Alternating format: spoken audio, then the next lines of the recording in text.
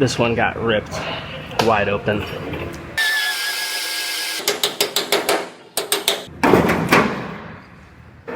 I have the bed off of a GMC, I think it's a GMC Canyon or whatever the heck they call them.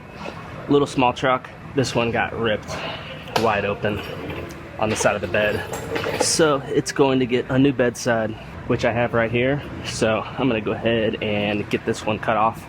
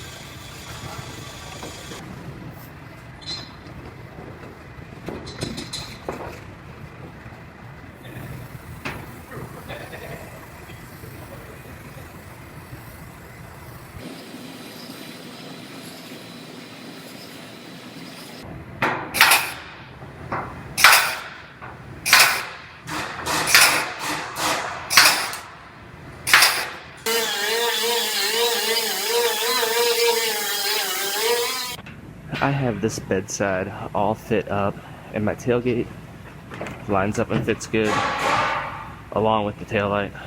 So I am going to go ahead and lift the side back off, and it gets some structural adhesive through here and through here. Then I will get this bedside put on permanently.